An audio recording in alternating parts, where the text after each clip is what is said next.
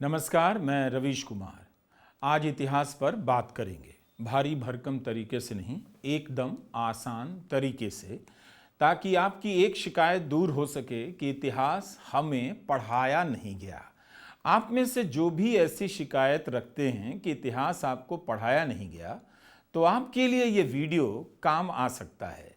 रोमिला थापर ने एक किताब लिखी है, हमारा इतिहास, उनका इतिहास और किसका इतिहास। इस नाम से उन्होंने एक भाषण दिया था। वैसे तो भाषण को व्याख्यान कहा जाता है, लेकिन आप भाषण समझ सकते हैं, क्या ही फर्क पड़ता है। इस किताब का अनुवाद संजय कुंदन ने किया है। उनकी वजह से ये किताब आज हिंदी में आपके बीच उपलब्ध है। वाम प्रकाशन ने इसे छापा है और इसकी कीमत मात्र 250 रुपये है। अमेज़ॉन के जरिए आप मंगा सकते हैं। इस किताब की खास बात यह है कि ये हमारे बीच आकर इतिहास को लेकर जो बहस हो रही है, जो झगड़ा हो रहा है, उसमें हस्तक्षेप करती है। रोमिला थापर लिखती हैं कि राष्ट्रवाद समाज के उस अतीत को लेकर तरह तरह के आख्यानों को बढ़ावा देता है, नैरेटिव आख्यान, जिससे वो खुद उभरा होता है। ये आख्यान एक दूसरे को ही काट रहे होते हैं, क्योंकि इनका मकसद किसी विशेष इतिहास को सामने लाना नहीं, बल्कि राष्ट्रवादी अभियान में शामिल समुदायों को एक वंश परंपरा और समाज को ऐसा एक लक्ष्य प्रदान करना होता है जिसे हासिल करने में वो तन मन से जुट जाए। ये बहुत ही संभ्रांत तरीका है, अकादमिक तरीका है बात को कहने का। आसान शब्दों में यह भी कहा जा सकता है कि राष्ट्रवाद एक तरीका है अलग अलग समुदाय के लोगों को भीड़ बनाकर भेड़ की तरह एक दिशा में हाँकने का। तो आज हम इस किताब के बारे में बात करेंगे, कुछ पन्नों के कुछ हिस्सों को पढ़ेंगे और आपके साथ इतिहास के दूसरे प्रसंगों की भी बात करेंगे। आपने अपने शहर में कई मंदिरों के नाम के आगे प्राचीन लिखा देखा होगा। क्या सभी मंदिर प्राचीन होते हैं? प्राचीन से मतलब आप क्या समझते हैं? कितना प्राचीन? 100 साल पुराना मंदिर प्राचीन कैसे हो सकता है? या फिर ये बताइए, प्राचीन कहलाने के लिए कम से कम ईसा पूर्व तो होना ही चाहिए। 1500 ईसा पूर्व को वैदिक काल माना जाता है। आपने कभी सोचा है कि प्राचीन की जगह साल का जिक्र क्यों नहीं होता है? जैसे 1770 की यह दुकान आज भी ऑस्ट्रिया की राजधानी वियना में मौजूद है। वियना की गहनों की इस दुकान को देख लीजिए, 1874 से चल रही है। स्कॉटलैंड के ग्लासगो शहर में स्लोएन्स 1797 में बना था। इटली के फ्लोरेंस की यह परफ्यूम कंपनी तो 1221 में स्थापित हुई थी। तब से यह कंपनी है, लेकिन इसने अपने नाम के आगे प्राचीन क्यों नहीं लिखा? लंदन का हैचर्ड्स बुक स्टोर तो 1797 से चल रहा है, इस पर भी प्राचीन नहीं लिखा है। स्लोवेनिया की राजधानी ल्यूब्लियाना का यह पुल 1842 का है। इसी शहर का यह दूसरा पुल 6 साल बाद 1848 में बनाया गया। तब की बात है जब दिल्ली में बहादुर शाह जफर बादशाह थे। मिर्जा गालिब पुरानी दिल्ली में रहा करते थे। इतिहास का बोध तो इस ट्रक में भी दिखाई देता है। WB mason, products for the workplace since 1898। इन सब से पूछिए आप कब से वजूद में हैं, ये आपको फट से अपना साल बता देंगे। लेकिन क्या सिर्फ साल से या प्राचीन लिख देने से आप इतिहास जान जाते हैं? ऐसा नहीं है। इतिहास को जैसे ही आप हिंदू इतिहास या मुस्लिम इतिहास की तरह देखने लग जाते हैं, आप अंग्रेजों का छोड़ा हुआ काम पूरा करने लग जाते हैं। औपनिवेशिक दौर में इतिहास को इसी तरह बांट दिया गया। 1817 में जेम्स मिल ने अपनी किताब अ हिस्ट्री ऑफ ब्रिटिश इंडिया में भारतीय भूभाग के इतिहास को हिंदू, मुस्लिम और ब्रिटिश इतिहास में बांट दिया। आज जो भी हिंदू इतिहास की बात करता है, वो अपने आप को इस बंटवारे की छाया से अलग नहीं कर सकता। काम अंग्रेजों का पूरा कर रहा है और कहेगा हम इतिहास को उनके प्रभाव से मुक्त करा रहे हैं। इतिहास को समझने में मूर्तियों का अहम रोल तो होता है। कलाकृति के बारे में, कला के इतिहास के बारे में आप जानते हैं, लेकिन इतिहास केवल मूर्तियों और व्यक्तियों का इतिहास नहीं हो सकता। आजकल के नेता जानबूझकर इतिहास को मूर्ति और व्यक्ति तक सीमित रखना चाहते हैं, क्योंकि यह काम झट से हो जाता है।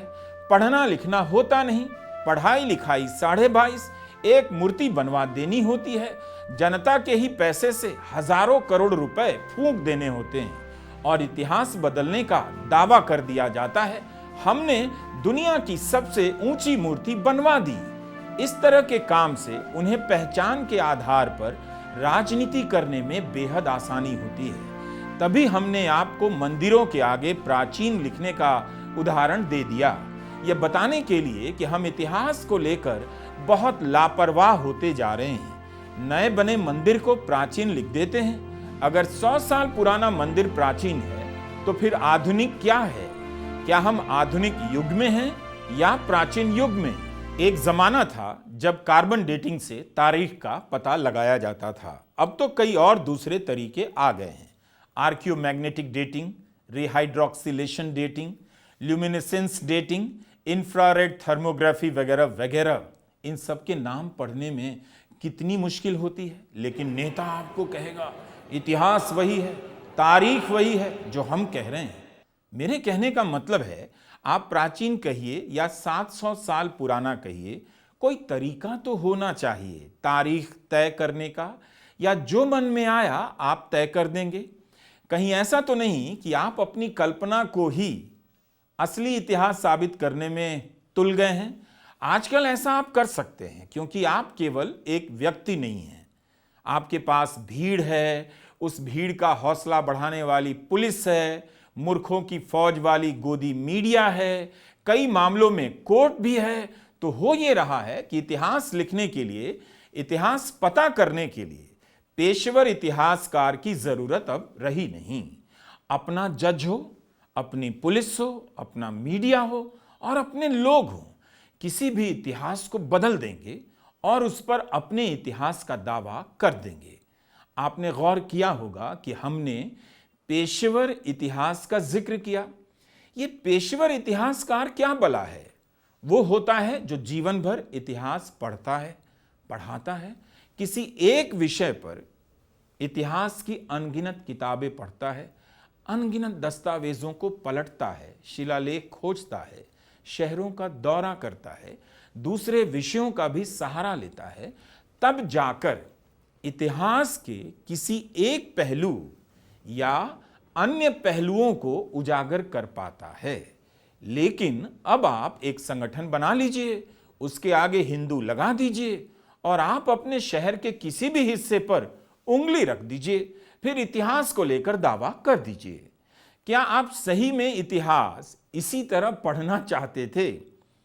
आपने तो कहा था कि इतिहास पढ़ाया नहीं गया, तो क्या आप इसी तरह से इतिहास पढ़ना चाहेंगे? अच्छा हुआ आपने यह नहीं कहा कि हमें गणित नहीं पढ़ाया गया, अंग्रेजी नहीं पढ़ाई गई। क्या आप जानते भी हैं कि हिंदी प्रदेशों में 10वीं और 12वीं की परीक्षा में लाखों की संख्या में बच्चे हर साल गणित अंग्रेजी में फेल हो जाते हैं? लाखों बच्चे फेल हो रहे हैं और यही नहीं, फेल होने के डर से हजारों बच्चे परीक्षा छोड़ देते हैं। फिर भी आपने किसी को भी जुलूस निकालते देखा है? हमारे बच्चों को गणित ठीक से नहीं पढ़ाया गया। क्या हिंदू संगठन गणित और फिजिक्स को लेकर आंदोलन नहीं कर सकते कि हमारे बच्चों को गणित ठीक से नहीं पढ़ाया जा रहा है, वे फेल क्यों हो जा रहे हैं? Anyway is the best way. यह सब हाल फिलहाल की खबरें हैं भारत में ड्रग्स पकड़े जाने की। अब आप कहेंगे हजारों करोड़ के ड्रग्स के पकड़े जाने का इतिहास के लिखने और इतिहास के पढ़ने से क्या संबंध है? पहली बात, हजारों करोड़ का ड्रग्स तो इसी समाज में पहुंच रहा है, खप रहा है आपके बच्चों के बीच। इसका नशा कौन कर रहा है? अब रही दूसरी बात कि इतिहास पर वीडियो बना रहा हूं और 20,000 तो कहीं 2,000 करोड़ के ड्रग्स पकड़े जाने की खबर क्यों दिखा रहा हूं? तो रोमिला थापर ने हमारा इतिहास, उनका इतिहास और किसका इतिहास इस किताब में एक इतिहासकार का जिक्र किया है। इनका नाम है एरिक हॉब्सबॉम। अब आप कहेंगे ये कौन से इतिहासकार हैं? ठीक बात है, उन्होंने इतिहास लिखा है, पढ़ा है, रिसर्च किया है, लेकिन इन्होंने ऐसा कोई भी संगठन नहीं बनाया जो कोर्ट में सर्वे के लिए आवेदन देता हो, किसी मस्जिद के नीचे खोदने का अभियान चलाता हो। एरिक हॉब्सबॉम ने ऐसा कोई काम किया नहीं, तो आप उन्हें याद क्यों रखेंगे? इस मायने में एरिक हॉब्सबॉम बड़े ही बेकार इतिहासकार हैं, किसी काम के नहीं। लेकिन उन्होंने इतिहास को लेकर एक बात कही है और उसी के संदर्भ में मैंने आपको भारत में ड्रग्स पकड़े जाने की खबरों की कतरनें दिखाई। एरिक हॉब्सबॉम ने ऑन हिस्ट्री नामक किताब में लिखा है कि राष्ट्रवादी, नस्लीय या कट्टरपंथी विचारधाराओं के लिए इतिहास एक कच्चा माल है, ठीक उसी तरह जैसे हेरोइन के नशेड़ियों के लिए अफीम के बीज कच्चा माल हैं। इन विचारधाराओं में अतीत एक आवश्यक तत्व है, संभवतः सबसे आवश्यक। यदि कोई उपयुक्त अतीत नहीं होता तो उसे गढ़ लिया जाता है। कहने का मतलब यह है कि अगर अतीत के नाम पर कोई इतिहास ना भी हो तो मनगढ़ंत बातें हाजिर कर दी जाती हैं, उन्हें इतिहास घोषित कर दिया जाता है। ये हमारा इतिहास है, आओ चलो सारे मुद्दों को छोड़ो और इतिहास बचाने निकलो, शहर में दंगा करवा दो। लेकिन आप यह बिल्कुल ना समझें कि भारत में हजारों करोड़ रुपए की हेरोइन पकड़ी जा रही है तो भारत में हजारों की संख्या में हिस्टोरियन पैदा हो रहे हैं, ऐसा बिल्कुल नहीं हो रहा है। लेकिन एरिक हॉब्सबॉम ने इतिहास को कच्चा माल क्यों कहा राष्ट्रवाद के लिए? क्यों इसे हेरोइन के नशेड़ियों से जोड़ा? नशेड़ी इतिहासकार नहीं होते, लेकिन अतीत का नशा पैदा कर, धर्म का नशा पैदा कर इतिहास पर दावा करने वाले बहुत से नेता इतिहासकार बन जाते हैं। जो हालत किसी नशेड़ी एंड गंजेड़ी की होती है, वही हालत आज इतिहास को लेकर दावा करने वालों और उसमें यकीन करने वालों की हो गई है। ये कौन लोग हैं? व्हाट्सएप अंकिल और व्हाट्सएप आंटियां। आपने कभी चेक किया है कि इतिहास पढ़ाने के लिए भारत सरकार ने कितना बजट रखा है? बजट तो होता नहीं, बजट कितना रखा है? इतिहास पर शोध करने के लिए कितना बजट दिया? क्या आप गणित और इतिहास की पढ़ाई सड़कों पर लाठी, डंडे और बुलडोजर के साथ करेंगे? तो हमने सोचा कि रोमिला थापर ने इतिहास क्या है इसे लेकर जो भी लिखा है उसे आपके बीच पढ़ते हैं। पूरी किताब तो पढ़ना संभव नहीं, क्योंकि ये अनुवादक संजय कुंदन और लेखक रोमिला थापर और प्रकाशक वाम प्रकाशन के साथ भी अन्याय होगा। जो 10-12 पेज हैं उनमें से कुछ हिस्से को पढ़ना चाहता हूं। रोमिला थापर एक जानी मानी इतिहासकार हैं। उन्होंने जितना लिखा है वही पढ़ने में पसीने छूट जाएंगे। अगर आप वाकई रो रहे हैं इस बात को लेकर कि आपको इतिहास नहीं पढ़ाया गया, आप तो टाइम निकाल कर बैठे थे, पढ़ाया नहीं गया, तो आप रोमिला थापर की इन किताबों को पढ़ सकते हैं। अगर रोमिला थापर को नहीं पढ़ना चाहते हैं, आप अपनी पसंद के किसी और इतिहासकार को पढ़ना चाहते हैं, कोई समस्या नहीं। लेकिन फिर भी देख लीजिए कि क्या आप में इतिहास की इतनी किताबों को पढ़ने की क्षमता है, धीरज है। मैं रोमिला थापर की लिखी कुछ किताबों के नाम पढ़ रहा हूं, कुछ किताबों के नाम। Early India from the origins to AD 1300 Penguin 399 रुपए की है। The past before us historical traditions of early north India Orient Black Swan 1500 रुपए की है। A history of India Penguin 1589 रुपए की है। Ashok and the decline of the Mauryas Oxford 645 रुपए की है। Somnath the many voices of a history Penguin 299 रुपए की है। यह किताब आप जरूर पढ़िए। Ancient Indian social history some interpretations Orient Black Swan 700 रुपए की है। The past as present forging contemporary identities through history Aleph book company की है 799 रुपए की। The public intellectual in India Aleph book company 599 रुपए की। Cultural past essays in early Indian histories Oxford की है 1395 रुपए की। The future in the past essays and reflections Aleph की है 999 रुपए की। Shakuntala text readings histories Columbia University Press women unlimited 550 रुपए की। Indian tales Puffin India 199। यह बच्चों के लिए भारतीय इतिहास और साहित्य से कहानियों की किताब है। अब आप सच सच बताइए, क्या इतनी किताबें आप खरीदेंगे? इनमें से कुछ हिंदी में भी उपलब्ध हैं। रोमिला थापर की किताबों के टाइटल मात्र से आप उनके इतिहास के बोध को देख सकते हैं। रोमिला थापर की कल्पना में इतिहास एकाकार नहीं है, हो भी नहीं सकता। एक वचन नहीं है, बहुवचन है। अधिकांश टाइटल में यानी किताबों के नाम में आपको बहुवचन मिलेगा, जैसे इंटरप्रिटेशंस, रिफ्लेक्शंस, आइडेंटिटीज आदि आदि। उनकी किताब का टाइटल है अ हिस्ट्री ऑफ इंडिया। अ कब लगाते हैं? जब आपको यह कहना होता है कई इतिहास में से यह भी एक इतिहास है। इसलिए रोमिला थापर की किताब का title the history of India नहीं है, जिसका मतलब होता कि यही भारत का इतिहास है, इसके अलावा कुछ नहीं। बारीकी से देखेंगे तो एक महान इतिहासकार की विनम्रता आपको दिख जाएगी, बहुलता की स्वीकृति आपको उनके काम में दिख जाएगी, और एक जड़ किस्म की एकात्मकता का बहिष्कार भी आपको दिखेगा। यह विनम्रता ज्ञान से आ सकती है, राजनीतिक नारों से नहीं। लाइब्रेरी में जीवन बिता देने से आती है, झंडा उठाकर चलने से नहीं। उम्मीद है आप खुद से भी इतिहास पढ़ेंगे, रोमिला थापर की किताबों को पढ़ेंगे और आलोचना भी करेंगे, लेकिन पढ़ने के बाद कीजिए। ध्यान रहे कि इतिहास लेखन पर मैंने सारी बातें नहीं कही हैं। मैं ऐसा दावा कर भी नहीं सकता, क्योंकि मैं इतिहास का विद्यार्थी रहा हूं। इसका मतलब यह नहीं कि मैंने सारा इतिहास पढ़ा है, संभव ही नहीं है। भारत के विभाजन पर ही सैकड़ों किताबें हैं। केवल 1942 से लेकर 1947 के बीच मात्र 5 वर्षों के कालखंड पर सैकड़ों किताबें मिल जाएंगी, दर्जनों श्रेष्ठ इतिहासकार मिल जाएंगे। जाहिर है इन किताबों को आप किसी कोर्स में नहीं पढ़ा सकते, और लोगों के पास वक्त भी तो कम होता है। लेकिन नेता के पास वक्त बहुत होता है, लेकिन वो पढ़ नहीं सकता, इसलिए भगदड़ मचाता है, भावुक भाषण देता है कि हम इतिहास को बदल रहे हैं। सही इतिहास हमें बताया नहीं गया। कैसे बदल रहे हैं? तो जनाब सड़कों के नाम बदल रहे हैं। भाई ये तो आप सड़कों के नाम बदल रहे हैं, इतिहास नहीं। नाम बदल देना और इतिहास बदल देना दोनों में बहुत फर्क होता है। तो इसी के साथ मैं कुछ हिस्से इस किताब से पढ़ना चाहता हूं। देखिए रोमिला थापर क्या लिखती हैं। अतीत के सारे आख्यान वैध इतिहास नहीं होते हैं, यानी नैरेटिव जो अपने अपने पास्ट को लेकर बनाए जाते हैं। नारा लगाना शुरू कर दिया ट्रंप ने कि हम अमेरिका के महान अतीत को हासिल करने जा रहे हैं। वो महान अतीत क्या वाकई में महान था?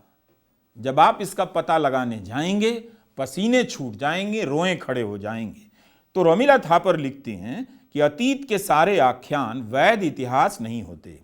अतीत का अध्ययन सिद्ध और विश्वसनीय साक्ष्यों के आधार पर करना होता है, और अध्ययनों में तार्किक आधारों पर कार्य कारण संबंध की तलाश करनी होती है तथा तर्क संगत निष्कर्ष निकाले जाते हैं।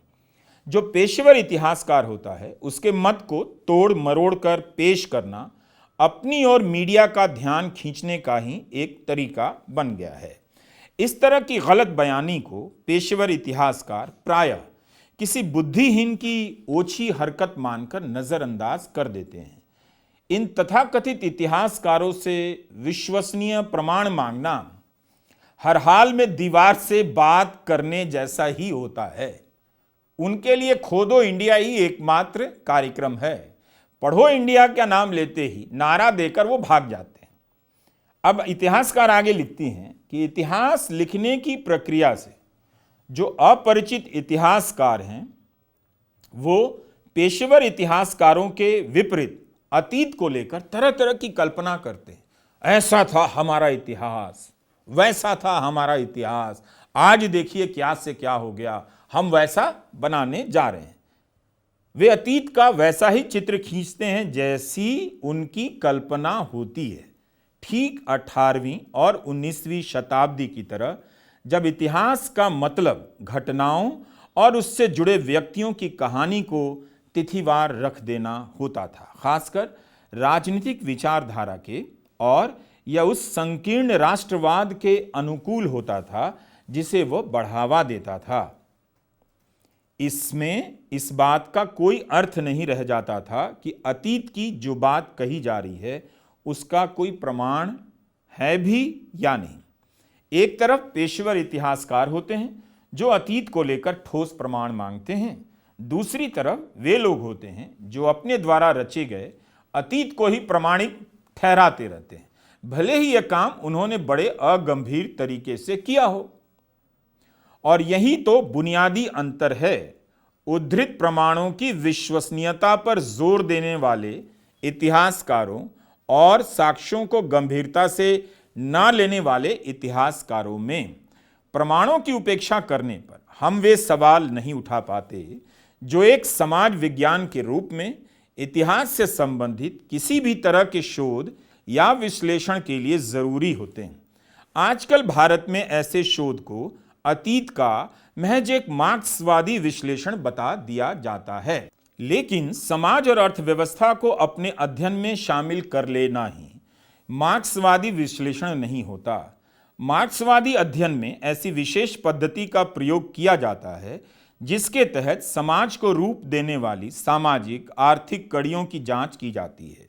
इसलिए इतिहास लेखन में सामाजिक आर्थिक कारकों की चर्चा मात्र से ही वह मार्क्सवादी इतिहासकार नहीं हो जाता, विश्लेषण नहीं हो जाता। कई अन्य तरह के अध्ययनों में भी सामाजिक और आर्थिक पहलू शामिल किए जाते हैं, पर यह जरूरी नहीं कि उनमें मार्क्सवादी पद्धति का प्रयोग हुआ हो। उदाहरण के तौर पर मैक्स वेबर ने भी समाज और अर्थव्यवस्था का विवेचन किया है, पर वह मार्क्सवादी पद्धति से बिल्कुल अलग है। इसलिए मुझे संक्षेप में स्पष्ट करना चाहिए कि इतिहास के लेखन की पद्धति की जो चर्चा की है, इससे मेरा आशय क्या है। इसका अर्थ है किसी विषय को कैसे खोजा जा रहा है और किस तरह तार्किक और विवेकपूर्ण ढंग से उसका विश्लेषण किया जा रहा है। जब अध्ययन के लिए किसी के सामने कोई विषय और केंद्रीय प्रश्न सामने आता है तो सबसे पहले वह अपनी एक प्रकल्पना या अनुमान सामने रखता है। इस संदर्भ में मेरे लिए अंग्रेजी के ए अक्षर से शुरू होने वाले 4 शब्द मायने रखते हैं: आर्टिफैक्ट, ऑथर, एजेंडा और ऑडियंस। इन्हीं में सारे पहलू समाहित नहीं हैं, ये असल में प्रस्थान बिंदु हैं।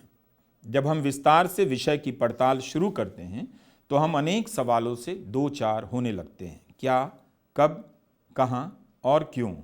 इस तरह अध्ययन का दायरा बढ़ने लगता है। आधुनिक यूरोप के बहुप्रतिष्ठित इतिहासकार एरिक हॉब्सबॉम ने राष्ट्रवाद और इतिहास के संबंध पर लिखा है। मैंने शुरू में उनकी वह टिप्पणी उद्धृत की है। उनका कहना है कि राष्ट्रवाद के विभिन्न रूपों से जुड़ी विचारधाराओं के लिए अतीत एक महत्वपूर्ण तत्व होता है। ऐसे समाज में जहां विभिन्न तरह का राष्ट्रवाद फल फूल रहा होता है, इतिहासों को लेकर किए गए दावे बड़े काम के होते हैं। कट्टरवादी विचारधाराएं अतीत की अपनी व्याख्या को वैध ठहराने के लिए इतिहास के अपने पाठ का इस्तेमाल करती हैं। जब उन्हें मन मुताबिक इतिहास नहीं मिलता तो वे इतिहास गढ़ लेती हैं। एक स्तर पर अतीत, पास्ट, अनिवार्य रूप से राष्ट्र निर्माण में अपना योग देता है और उन सब को वैध ठहराता है जो राष्ट्र के नाम पर निर्मित होता है। हॉब्सबॉम ने तो इस संबंध के बारे में साफ तौर पर कहा है कि इतिहास का राष्ट्रवाद से वही रिश्ता है जो हेरोइन के नशेड़ियों का अफीम से है। मैं इसमें इतना ही जोड़ूंगी कि इस संबंध की पहचान की जाए और उसकी पड़ताल की जाए। जब वर्तमान हैसियत को स्थापित करने की जरूरत पड़ती है तब आदि और मूल बड़ा महत्वपूर्ण हो जाता है। जो जितना प्राचीन अतीत में बताया जाता है वह उतना वजनदार हो जाता है, क्योंकि तब उसे परंपरा कहा जाता है। फिर भी उनके खरेपन और उनके साक्ष्यों की जांच करके ही उन्हें वैध माना जाना चाहिए। रोमिला लिखती हैं कि कई बार ऐसा होता है जब सियासी विचारधारा समस्याओं से घिर जाती, बहुत तरह की समस्याएं होती हैं और उसके समाधान की खोज हो रही होती है। नौकरी, बेरोजगारी, महंगाई, तब कई स्थितियों में सबसे बेहतर समाधान अतीत से निकल कर आता है। चलो इतिहास खोजने, मस्जिद के नीचे सर्वे कराने का ऑर्डर लेने और मस्जिद को घेर लेने। यह प्रक्रिया लचीली होती है, आप कुछ भी स्थापित कर सकते हैं, कुछ भी। यह फैंटेसी आपके वर्तमान को मजबूत करती है। फैंटेसी। वे लोग जो इतिहास की प्रतिधाराओं से वाकिफ हैं, आज के भारत के काल्पनिक इतिहास से नहीं, या जिन्होंने कभी नशा किया हो, इस गढ़ंत को यकीनन समझ जाएंगे। ये रोमिला थापर लिखती हैं। तो 138 पेज की ये किताब है। पूरी किताब तो पढ़ूंगा नहीं, ऐसा करना प्रकाशक के साथ, लेखक के साथ, अनुवादक के साथ अन्याय होगा।